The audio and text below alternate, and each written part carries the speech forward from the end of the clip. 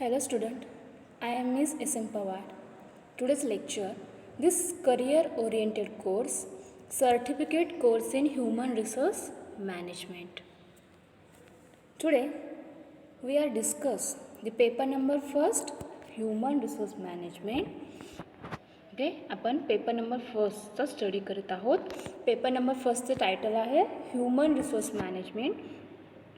आजच्या लेक्चर्समध्ये आपण ह्युमन रिसोर्स कम्पेन्सेशन यामधील या युनिट नंबर सेकंडमधील HR compensation, wage and salary administration या कंटेंटचा स्टडी करणार आहोत की जे काही वेज आहे अँड सॅलरी ॲडमिनिस्ट्रेशन आहे ते HR कम्पेन्सेशनमध्ये कशा प्रकारे केले जाते. आपण paper number first human resource मॅनेजमेंटचा स्टडी करीत आहोत. आपला करिअर ओरिएंटेड कोर्स आहे तो आहे certificate course in human resource management. यामधील आपण युनिट नंबर सेकंडचं स्टडी करतो. युनिट नंबर सेकंडचं टायटल आहे ह्युमन रिसोर्स कम्पेन्सेशन. तर याच्यामध्ये कोणकोणत्या कंटेंटचा स्टडी करायचा आहे. तर ह्युमन रिसोर्स कम्पेन्सेशन म्हणजे काय, ती कन्सेप्ट काय आहे, ती डेफिनेशन काय आहे, त्याचं प्रिव्हियस लेक्चर्समध्ये आपण स्टडी केलेलं आहे. आजच्या लेक्चर्समध्ये आपण HR compensation, wage and salary administration या कंटेंटचा ओव्हरऑल स्टडी करणार आहोत. त्यानंतर आपल्याला या युनिट नंबर सेकंडमधील सेकंड कंटेंट आहे फ्रिंज बेनिफिट्स. तर हे फ्रिंज बेनिफिट्स ही कन्सेप्ट काय आहे, त्याचं प्रॉपर मिनिंग काय आहे, त्याचे डेफिनेशन्स हे देखील आपण नेक्स्ट लेक्चरला पाहणार आहोत. त्याचबरोबर या फ्रिंज बेनिफिट्सची जी काही नीड्स आहे त्याची गरज काय आहे, असे फ्रिंज बेनिफिट्स हे एम्प्लॉयला का दिले पाहिजे, त्याची गरज काय आहे, अशी त्याची ऑब्जेक्टिव्ज, त्याची उद्दिष्टे कोणकोणती आहेत हे देखील आपण या फ्रिंज बेनिफिट्स याचा जेव्हा स्टडी करणार आहोत त्यावेळे यांचा ओव्हरऑल स्टडी आपण त्याच्यामध्ये करणार आहोत. त्याचबरोबर फ्रिंज बेनिफिट्स याचे काही टाईप्स आहेत.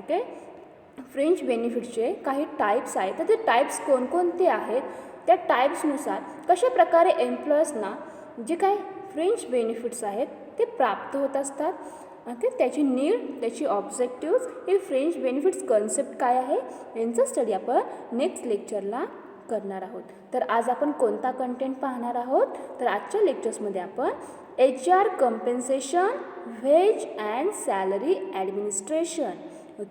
Today we are discuss HR compensation, wage and salary administration. Now let's start. Firstly human resource compensation. What is meant by human resource compensation? Compensation is the reward that the employees receive in return for the work performed and services rendered by them to the organization. Listen carefully. What is meant by human resource compensation? So compensation is the reward.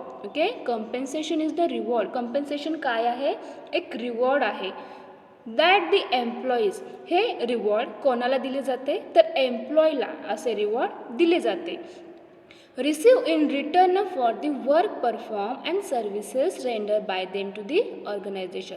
मग असे reward कम्पेन्सेशनच्या स्वरूपात हे एम्प्लॉईला का दिले जाते, त्याचे reason काय आहे, तर ते जो काय एम्प्लॉय आहे तो ऑर्गनायझेशनमध्ये काय करीत असतो, जे काही सर्व्हिसेस, जे काही प्रोडक्ट आहे ते बनवण्यासाठी योग्य त्या प्रकारे त्या ऑर्गनायझेशन तो स्वतः परफॉर्म करीत असतो, त्या ठिकाणी तो काम करीत असतो. मग याच्यासाठी त्याने जी काही सर्व्हिसेस त्या ऑर्गनायझेशनला प्रोव्हाइड केली आहे ते ऑर्गनायझेशनची ग्रोथ व्हावी, त्याचे एक्सपान्शन व्हावे, यासाठी तो काहीतरी हेल्प करीत असतो, त्यांना मदत करीत असतो, योग्य त्या प्रकारे परफॉर्मन्स त्या ठिकाणी, त्या कामाच्या ठिकाणी देत असतो. मग ऑर्गनायझेशनचे देखील काम आहे की वर्करने हा जो काही एम्प्लॉई आहे तो जो काही काम करीत आहे मग त्या कामाच्या स्वरूपात त्याला काहीतरी मोबदला देणे अपेक्षित आहे. मग त्याला असा रिवॉर्ड म्हणून हे कम्पेन्सेशन हे दिले जाते. तर ऑर्गनायझेशनमध्ये जो काही एम्प्लॉई आहे त्याने जे काही काम केले आहे, जी काही सर्व्हिसेस त्या ऑर्गनायझेशनमध्ये प्रोव्हाइड केली आहे त्याचा रिवॉर्ड म्हणून हे कम्पेन्सेशन ऑर्गनायझेशन थ्रू एम्प्लॉईला दिली जाते.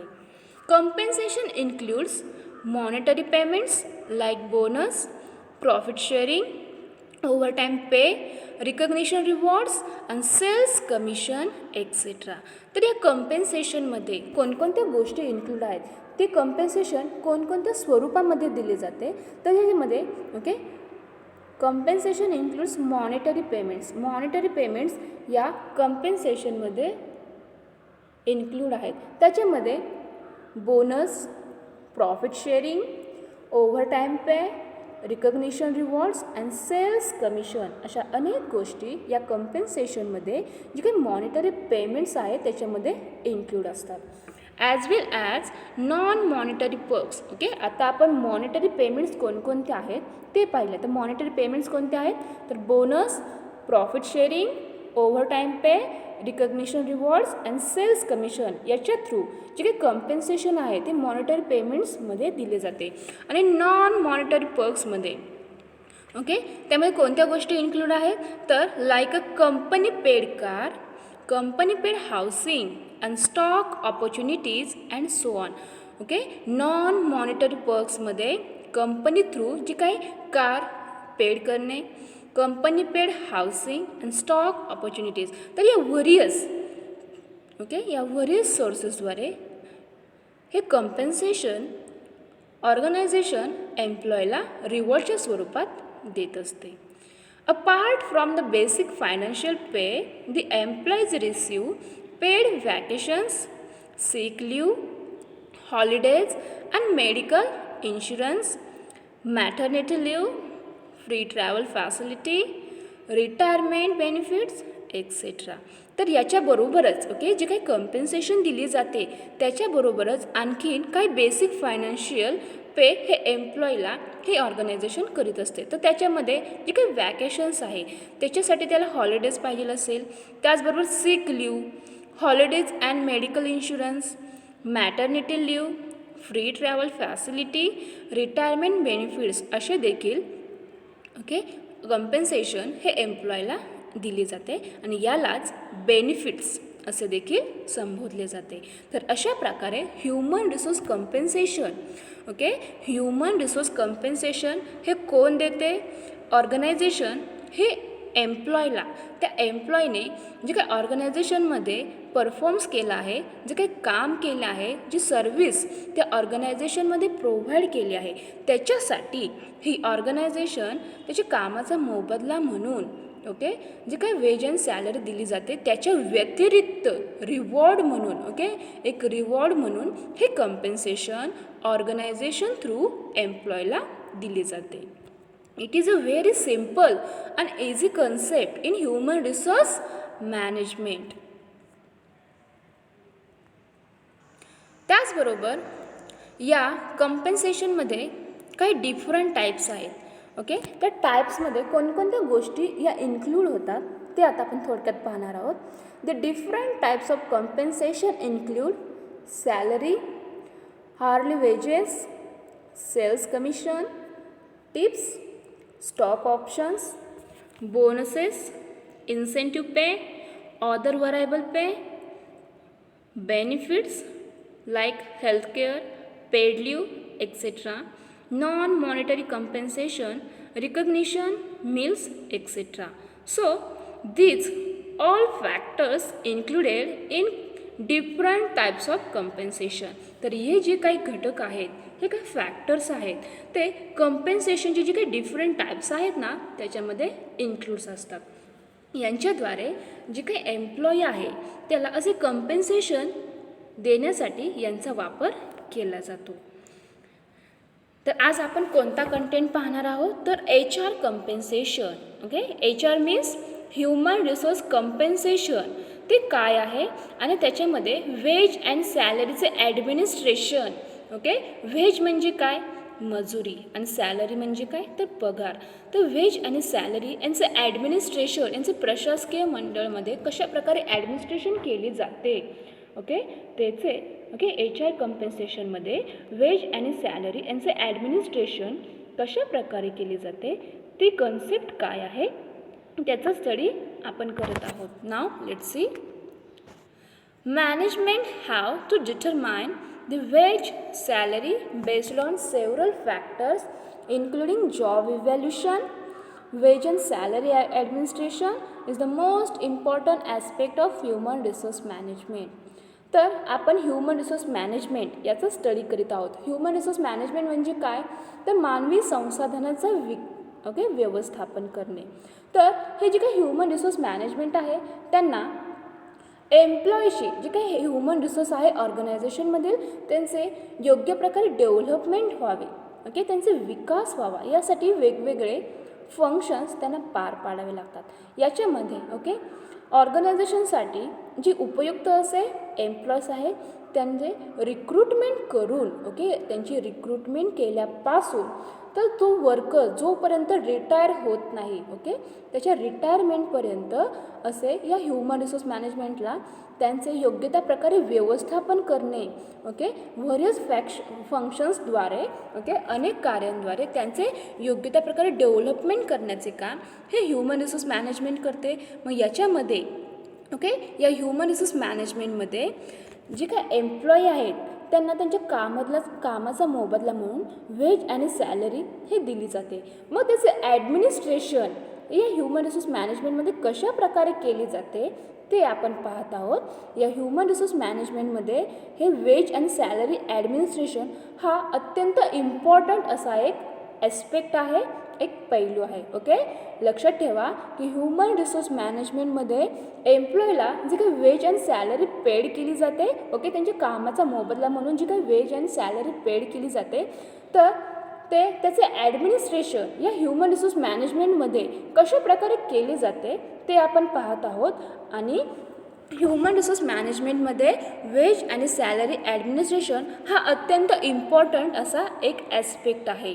तर ह्याच्यामध्ये ओके आपण फर्स्टली जे काही कन्सेप्ट आहेत म्हणजे wage, salary, earnings, nominal wage, real wage, take home salary, minimum wage, तर ह्या ज्या काही कन्सेप्ट आहेत त्या कन्सेप्ट नक्की काय आहेत ते समजावून घेण्याचा प्रयत्न करूया आणि त्याच्यानंतर आपण वेज आणि सॅलरी ॲडमिनिस्ट्रेशन कशा प्रकारे केली जाते ते पाहूया.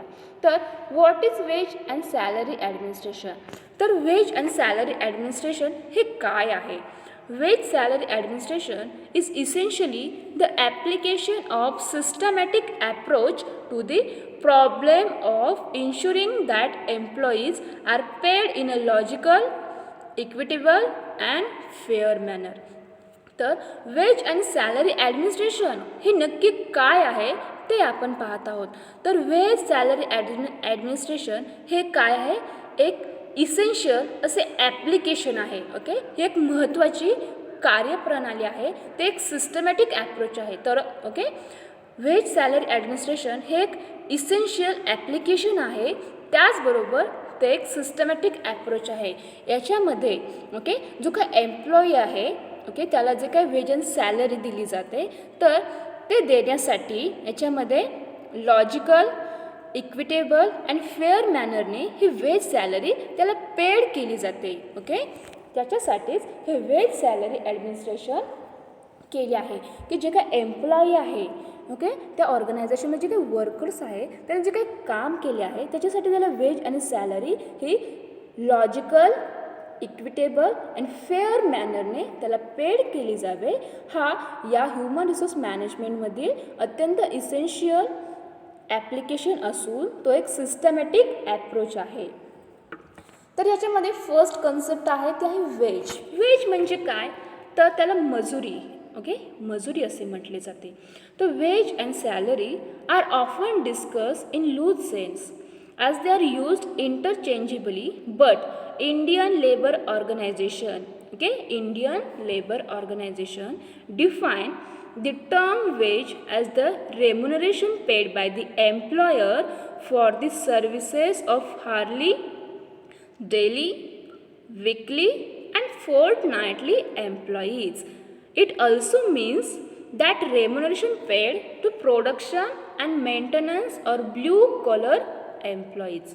तर हे वेज आहे की जी काही मजुरी आहे ती कोणाला पेड केली जाते, तर ऑर्गनायझेशनमध्ये जो काही एम्प्लॉई आहे त्याने जे काही सर्व्हिसेस त्या ऑर्गनायझेशनमध्ये प्रोव्हाइड केली आहे, जे काही काम केले आहे तर त्या कामासाठी ओके रेम्युनरेशन देणे आणि असे रेम्युनरेशन हे कशा दिले जाते तर त्या वर्कर्सने ओके तासिक बेसिसवर किंवा डेली बेसिसवर किंवा विकली असं जे काही काम केले असेल तर त्याच्यासाठी त्याला रेम्युनरेशन म्हणून जे काही रेम्युनरेशन आहे ते वेजच्या स्वरूपात मजुरीच्या स्वरूपात हे ऑर्गनायझेशनमध्ये जे काही एम्प्लॉई आहे त्याने जे काही काम केले आहे त्याच्यासाठी हे दिले जाते.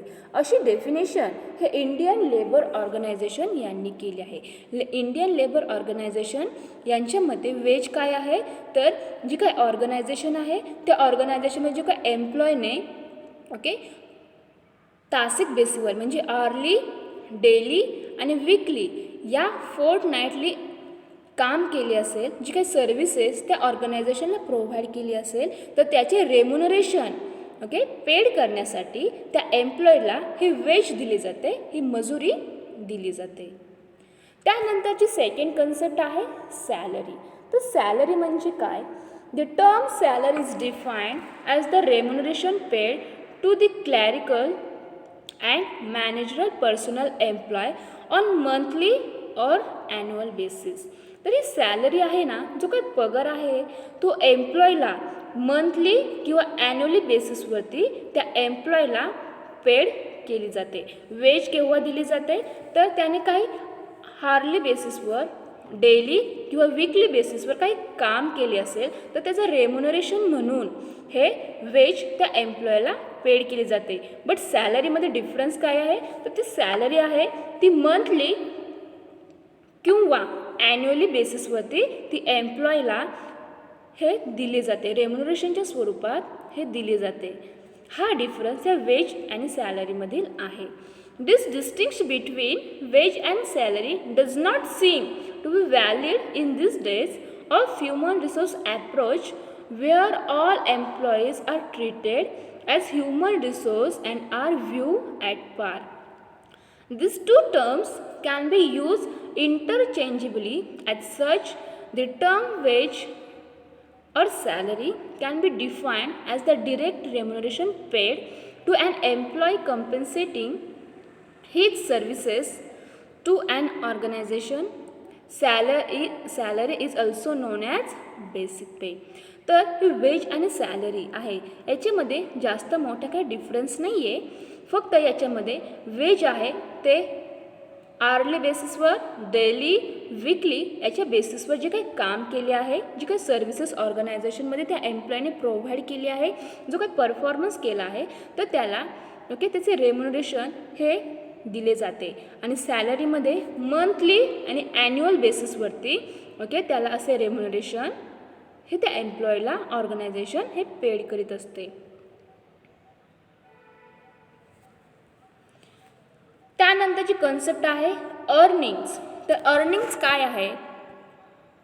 Earnings are the total amount of remuneration received by an employee during a given period.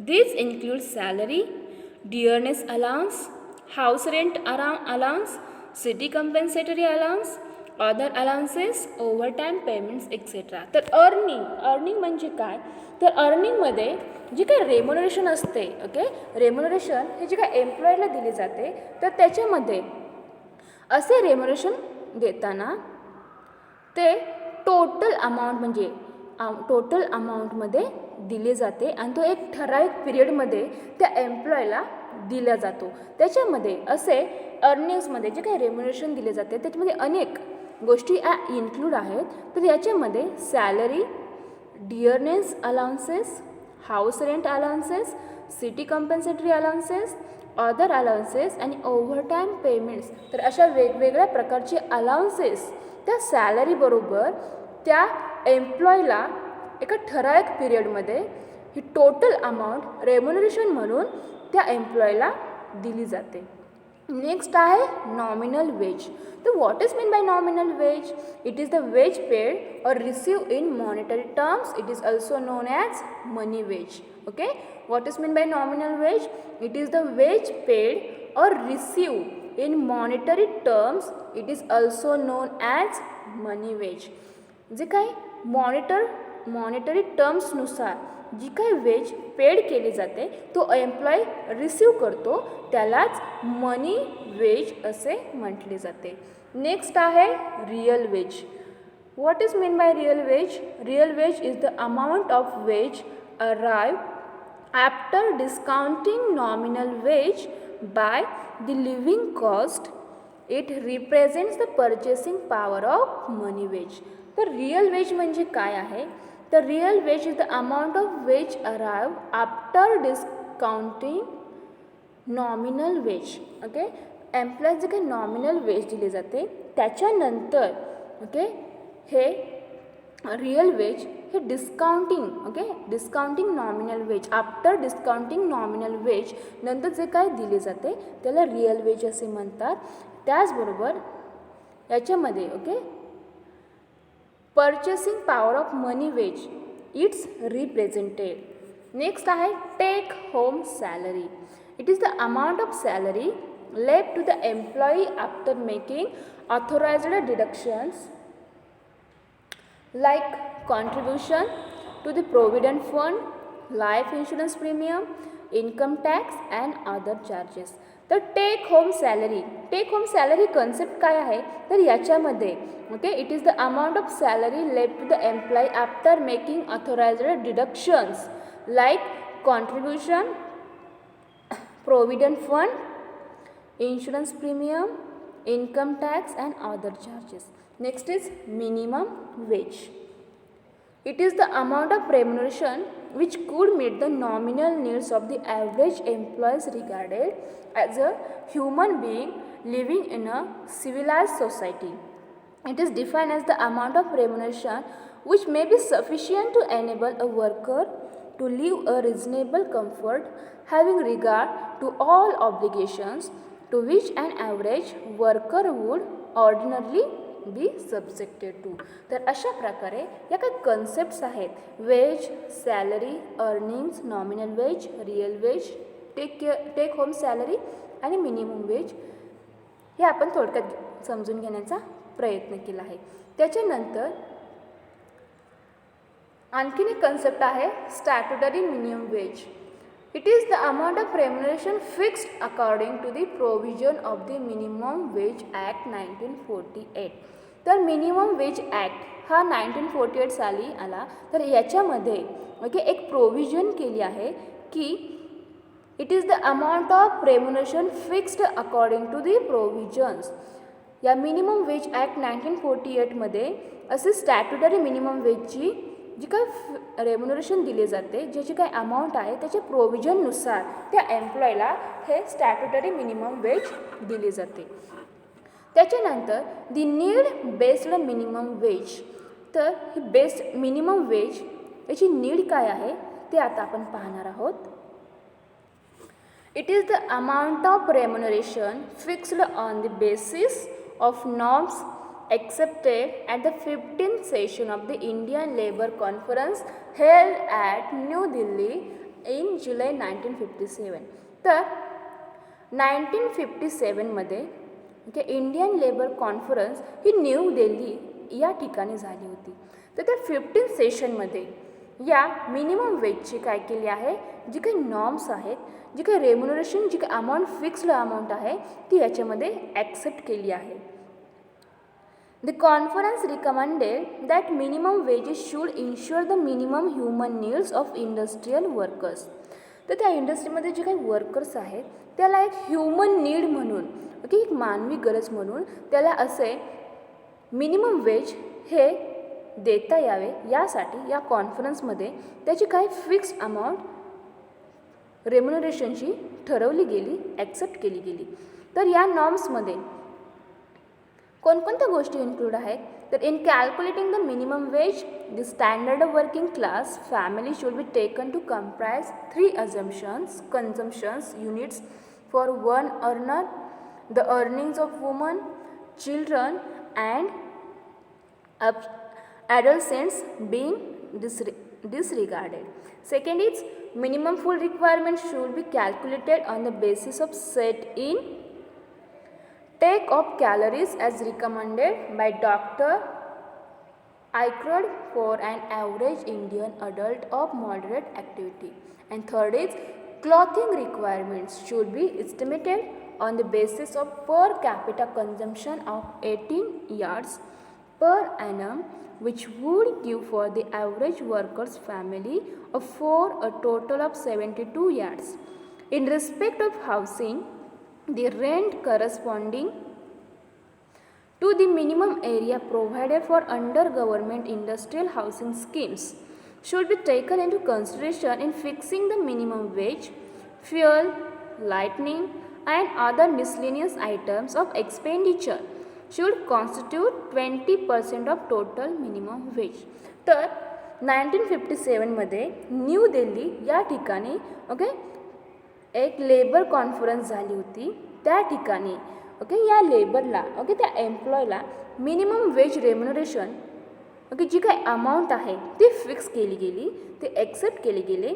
त्याचबरोबर याच्यामध्ये काही इंडस्ट्रियल वर्करसाठी जी काही मिनिमम वेज द्यायची आहे तर त्याच्यासाठी काही नॉर्म्स ठरवण्यात आले. तर त्याच्यामध्ये अनेक नॉर्म्स ठरवण्यात आले आणि त्या नॉर्म्सनुसार असे मिनिमम वेज हे त्या एम्प्लॉयर्सला पेड केले जाते आणि मिनिमम वेज हे एम्प्लॉयसाठी अत्यंत गरजेचं आहे. त्याचबरोबर the living wage. The living wage, according to Committee on Fair Wages, the living wage is the highest amount of remuneration and naturally it would include the amenities which a citizen living a modern civilized society is entitled to expect when the economy of the country is sufficiently advanced and the employer is able to meet the expanding aspirations of his workers. तर हे जी काय living veg आहे ते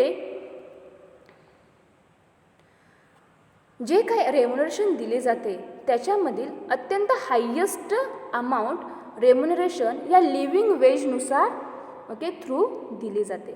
आणि याच्यामध्ये कोणकोणत्या गोष्टी include आहेत तर याच्यामध्ये सिटिझन लिव्हिंग जो काही मॉडर्न सिव्हिलाइज सोसायटी आहे त्याच्यामध्ये सिटिझन लिव्हिंगसाठी हे लिव्हिंग वेज दिले जाते. त्याचबरोबर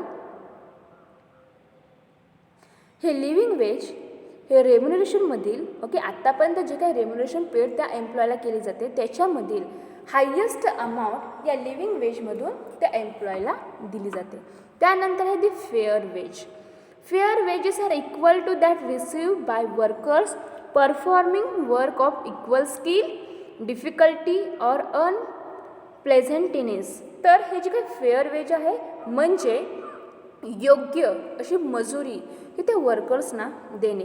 मग त्या वर्कर्सने जो काय एम्प्लॉई आहे त्याने त्या ऑर्गनायझेशनमध्ये जो काय परफॉर्म दिला असेल असा इक्वली परफॉर्म दिला असेल इक्वली स्किल्स अँड डिफिकल्टीनुसार अनप्लेझंटनुसार देखील त्याने असे जो काय परफॉर्म दिले असेल तर त्या वर्कर्सना इक्वली स्वरूपात हे वेज ही मजुरी त्यांना दिली जाते. त्यालाच फेअर वेज असे म्हणतात.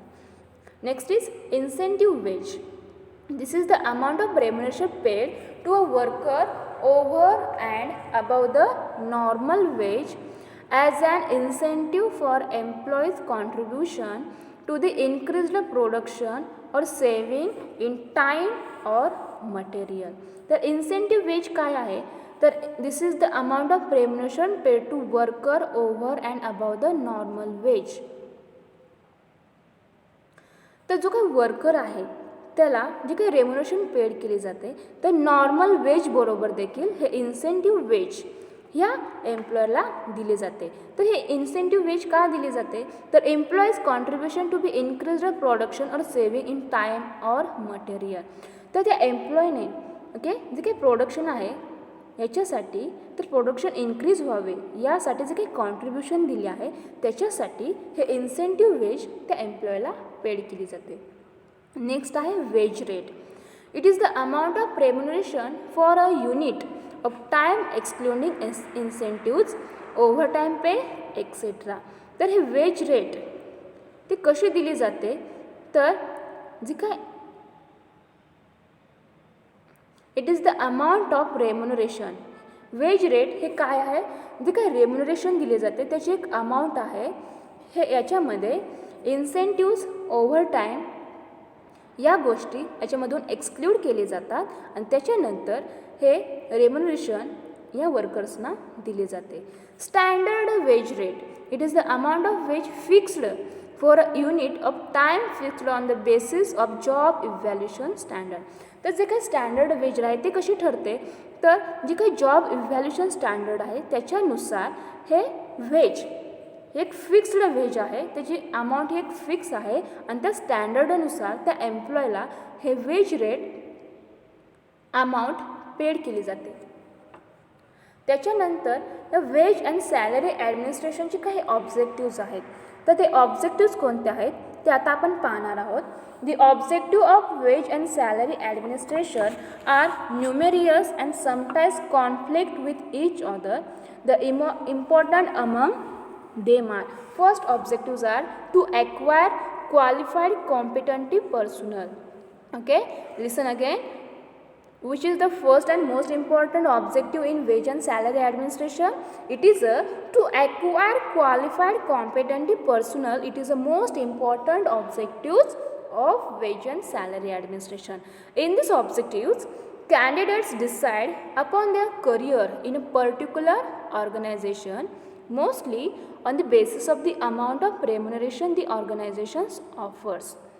Qualified and competent people join the best paid organizations. As such, the organization should aim at payment of salaries at the level where they can attract competent and qualified people. तर wage and salary ॲडमिनिस्ट्रेशनमधील first objective आहे to acquire qualified competent personnel. तर जे काही candidate आहेत ते career निवडताना याच्यामध्ये कोणती ऑर्गनायझेशन हे जास्त प्रमाणावर रेम्युनरेशन देते त्याच्यानुसारच ते त्यांचे करिअर चूज करीत असतात.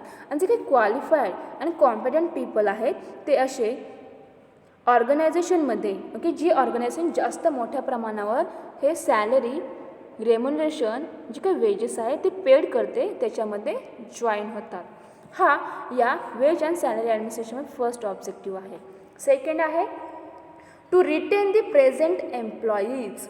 If the salary level does not compare favourably with that of other similar organisation, employees quit the present one and join other organisation.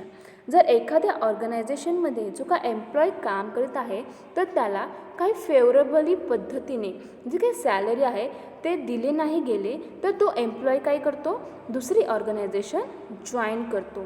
The organization must keep the wage levels at the competitive level in order to prevent such quits.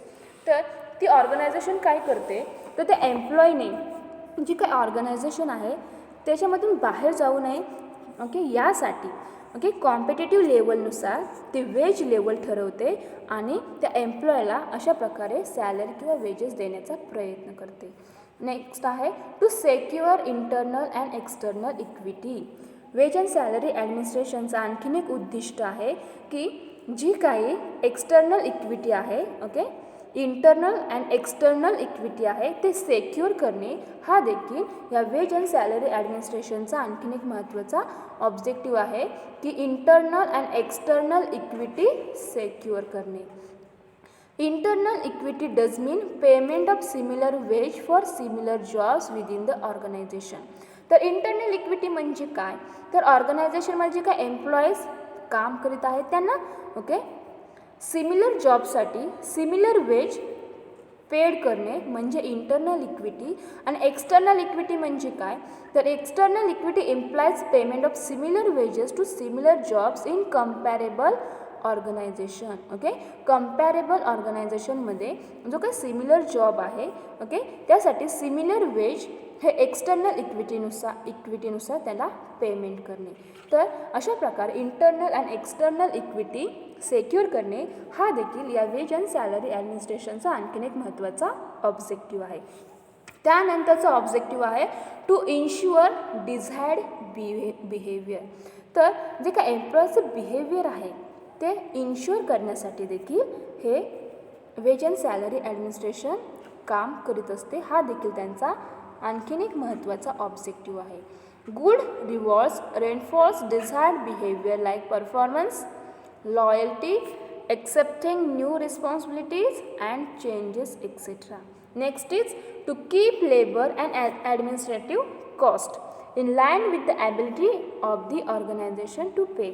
तर जी काही labour आहे, okay, labour आणि ॲडमिनिस्ट्रेटिव्हची cost आहे ती keep करण्यासाठी याचे veg and सॅलरीचे administration केली जाते. To protect in public as progressive employers. Okay, जे पब्लिक प्रोग्रेसिव्ह एम्प्लॉयर्स आहेत त्यांचे प्रोटेक्ट करण्यासाठी, ते सुरक्षित करण्यासाठी देखील वेज आणि सॅलरी ॲडमिनिस्ट्रेशन केली जाते. Next is to pay according to the content and difficulty. जे काही डिफिकल्टी आहेत ऑर्गनायझेशनमध्ये, जे काही कंटेंट आहेत, तर ते पे करण्यासाठी हे वेज अँड सॅलरी ॲडमिनिस्ट्रेशन केली जाते. Of the job and in tune with the effort and merit of the employees. Next is to facilitate payroll administration of budgeting and wage and salary control. To simplify collective bargaining procedures and negotiations and to promote organizational feasibility. These are the all most important objectives in wage and salary administration. हे सर्व objective समोर ठेवून human resource management हे veg आणि salary ॲडमिनिस्ट्रेशनचे योग्य त्या प्रकारे management करण्याचे काम करते. त्यानंतर हे जे काही वेज अँड सॅलरी आहे त्याच्यावरती कोणकोणते फॅक्टर्स, ओके, जी काही सॅलरी लेवल आहे त्याच्यावरती कोणकोणते फॅक्टर्स हे अफेक्ट करतात, परिणाम करतात, ते आता आपण पाहणार आहोत.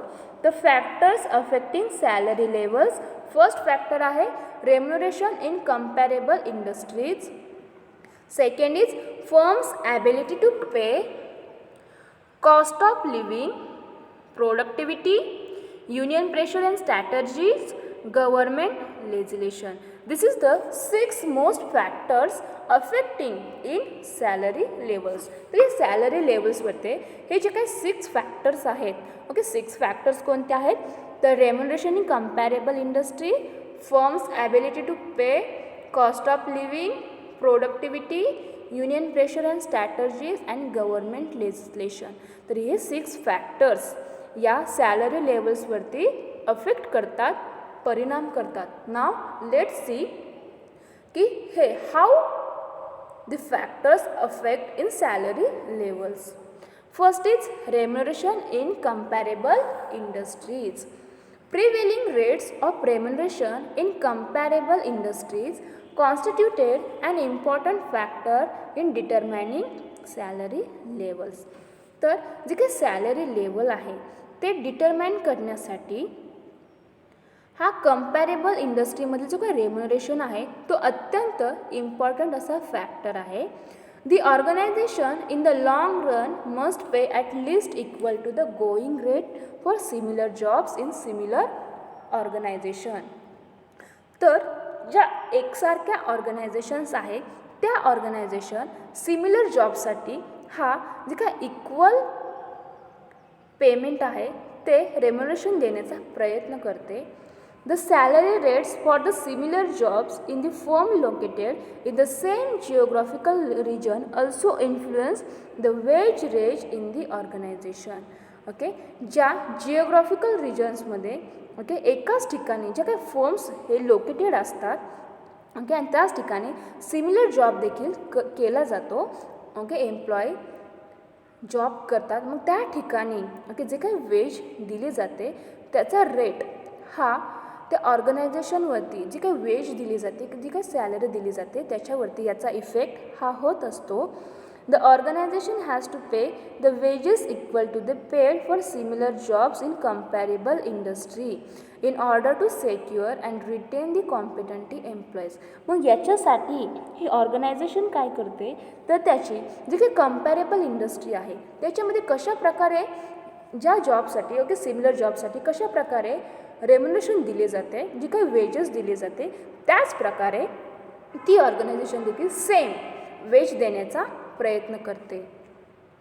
तर अशा प्रकारे, ओके, सॅलरी लेवलवरती, ओके, या रेम्युनरेशन इन कंपॅरेबल इंडस्ट्रीचा देखील काय होत असतो, परिणाम होत असतो.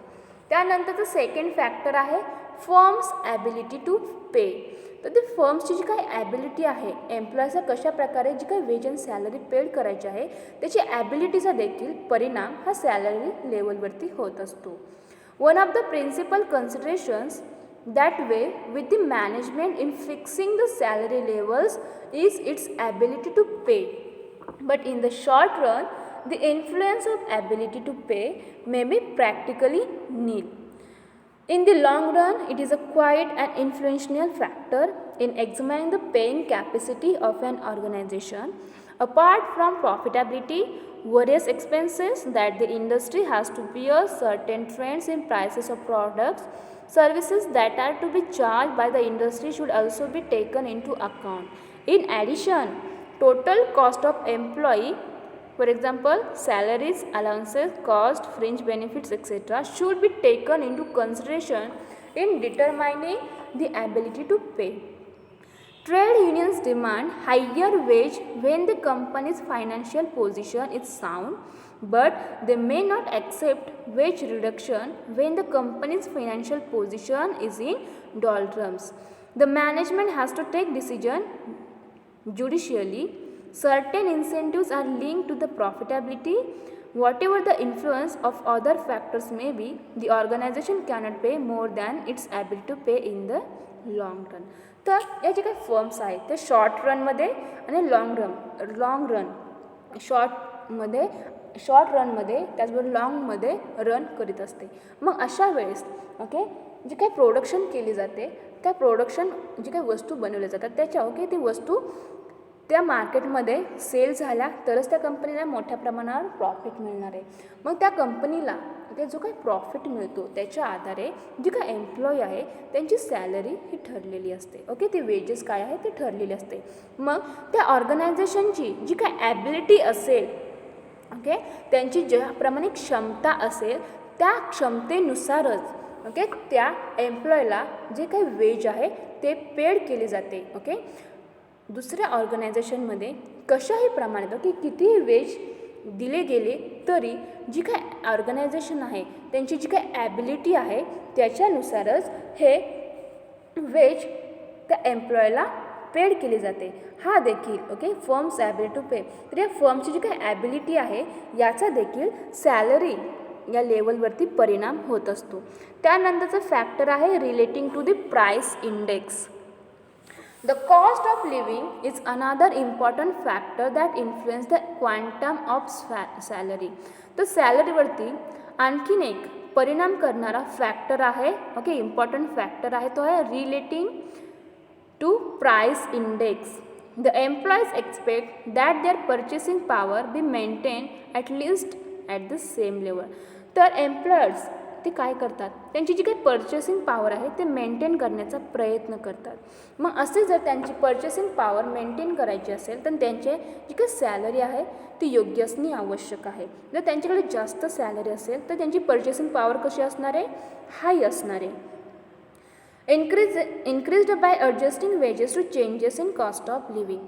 आणि जी काही सॅलरी आहे त्याच्यावरतीच त्यांची लिव्हिंग कसे राहायचे कसे जगायचे याची पद्धत ही ठरलेली असते. In recent years, in advanced countries, a number of labor agreements have escalator clauses providing for automatic wage and salary increase as cost of living index rises. Dearness allowance is an allowance granted to the employees with a view to combating onslaughts of soaring prices. Next factor आहे productivity. In interesting development in wage determination has been productivity standard. This is based on the fact that productivity increase is also the result of employee satisfaction and contribution to the organization. तर जर productivity हा देखील factor हा salary लेवलवरती affect करीत असतो परिणाम करीत असतो. जर त्या ऑर्गनायझेशनची प्रोडक्टिव्हिटी ही जास्त करायची असेल तर त्या एम्प्लॉईजला त्या ऑर्गनायझेशनमध्ये मोठ्या प्रमाणावर काम केले पाहिजे. त्याने त्या ऑर्गनायझेशनमध्ये परफॉर्मन्स हा हाय परफॉर्मन्स दिला पाहिजे. त्यांनी कॉन्ट्रीब्युशन जास्त प्रकारे केले तरच त्या ऑर्गनायझेशनची प्रोडक्टिव्हिटी ही वाढू शकते. आणि प्रोडक्टिव्हिटी वाढली की त्या ऑर्गनायझेशन म्हणजे काही प्रोडक्ट आहे ते मोठ्या प्रमाणावर तयार होणार आहे, जी काही सर्व्हिसेस आहे ती इन्क्रीज ही मोठ्या प्रमाणावर होणार आहे. आणि अशी प्रोडक्टिव्हिटी इन्क्रीज झाली की मार्केटमध्ये जी काही वस्तू आहे त्या मोठ्या प्रमाणावर सप्लाय होणार आहेत. कस्टमर्स ती जी काही प्रोडक्ट आहे ते मोठ्या प्रमाणात परचेस करणार आहे. यामधून काय होणार आहे तर ते ऑर्गनायझेशन आहे त्याची प्रॉफिट वाढवण्यासाठी याची हेल्प होणार आहे. यासाठी प्रोडक्टिव्हिटीचा देखील त्या एम्प्लॉयच्या सॅलरी लेवलवरती परिणाम होत असतो. जर प्रोडक्टिव्हिटी इन्क्रीज झाली तर सॅलरी लेवल देखील इन्क्रीज होईल अशी अपेक्षा असते. यामुळे ही प्रोडक्टिव्हिटी ह्या सॅलरी लेवलवरती काय करत असते परिणाम करीत असते. त्यानंतरचा कंटेंट आहे युनियन प्रेशर अँड स्ट्रॅटर्जीज. जे काही ट्रेड युनियन आहे त्यांची जी काही स्ट्रॅटर्जी आहे त्याचे देखील प्रेशर या सॅलरी लेवलवरती येत असते. The wages are also often influenced by the strength of unions, their bargaining capacity and their strategies. जी काही ट्रेड युनियन आहे त्यांची जी काही स्ट्रेंथ आहे त्यांची बार्गेनिंग कॅपॅसिटी आणि त्यांची स्ट्रॅटर्जीचा देखील परिणाम हा या वेज आणि सॅलरीवरती होत असतो. Arthur M. Rose concluded that real early earnings have advanced more sharply in high organized industries than in less unionized industries. Unions pressures management through their collective bargaining strategies, political tactics, and by organizing strikes, etc. Trade unions' influence may be on the grounds of wage in comparable industries, firms' financial position, raising living cost, government regulations act. It may be noted here that the unions may have the wage raised particularly in those industries where the wage levels is below that of other comparable industries. तर जी काही trade union आहे त्याची जी काही strategy आहे त्यांची जी काही bargaining capacity आणि त्यांची स्ट्रेंथ यांचा देखील प्रेशर जर त्या ऑर्गनायझेशनवरती जास्त असेल तर त्याचा इफेक्ट त्या एम्प्लॉयची वेज आणि सॅलरीवरती होत असतो. त्याचबरोबर या वेज अँड सॅलरी ॲडमिनिस्ट्रेशनवरील त्यांच्यावरती परिणाम करणारा लास्ट फॅक्टर आहे तो आहे गव्हर्मेंट लेजिस्लेशन. गव्हर्मेंट लेजिस्लेशन म्हणजे काय तर government legislation influence wage determination. जी काही वेज आहे जी काही सॅलरी आहे ती निश्चित करण्यासाठी ही गव्हर्मेंट लेजिस्लेशन काय करत असते तर वेजवरती त्या सॅलरीवरती त्यांचं योग्य त्या प्रकारे ॲडमिनिस्ट्रेशन करायचं असेल त्याच्यावरती परिणाम करत असते. The two important legislation which affect wage fixation are the Payment of Wage Act 1936 and the Minimum Wage Act 1948. तर पेमेंट ऑफ वेजेस ॲक्ट तो आहे 1936 आणि मिनिमम वेज ॲक्ट 1948. तर यांचा अफेक्ट हा लेजिस्लेशन जी काही वेज फिक्स करायचं आहे त्याच्यावरती याचा लेजिस्लेशनचा परिणाम होत असतो. Ensuring proper payment of wage and avoiding to all malpractice like non payment, under payment, delay and irregular payment in kind and under measurement of work.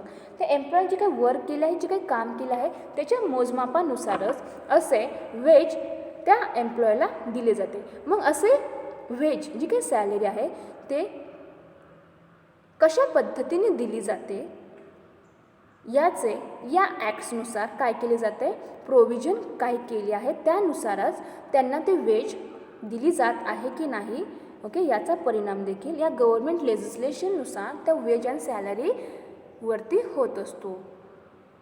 तर अशा प्रकारे आज आपण या लेक्चर्समध्ये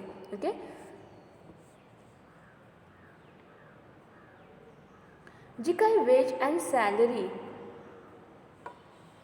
आहे तर त्या सॅलरी लेवल्सवरती कोणकोणते फॅक्टर्स अफेक्ट करतात. तर कोणकोणते फॅक्टर्स आहेत तर remuneration comparable industry, firm's ability to pay, cost of living, productivity, union pressure and strategies आणि गव्हर्नमेंट लेजिस्लेशन. तर या ऑल फॅक्टर्सचा अफेक्ट हा सॅलरी लेवल्सवरती होत असतो. तर अशा प्रकारे आज आपण या लेक्चर्समध्ये human resource compensation, wage and salary administration याच्यामध्ये ज्या काही व्हेरियस कन्सेप्ट्स होत्या त्या कन्सेप्टचा स्टडी केला. त्याचबरोबर वेज अँड सॅलरी ॲडमिनिस्ट्रेशनचे काही ऑब्जेक्टिव्ज आहेत.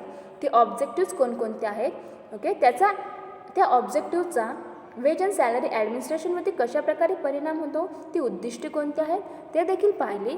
आणि सॅलरी लेवल्सवरती कोणकोणते फॅक्टर्स हे अफेक्ट करतात, परिणाम करतात, त्यांचा देखील स्टडी आज आपण या लेक्चर्समध्ये केलेला आहे. अशा प्रकारे आपण युनिट नंबर 2मधील कंपेन्सेशन, त्या कंपेन्सेशनमधील HR compensation, wage and salary administration याचा ओव्हरऑल स्टडी आजच्या लेक्चर्समध्ये आपण केलेला आहे. Okay, thank you.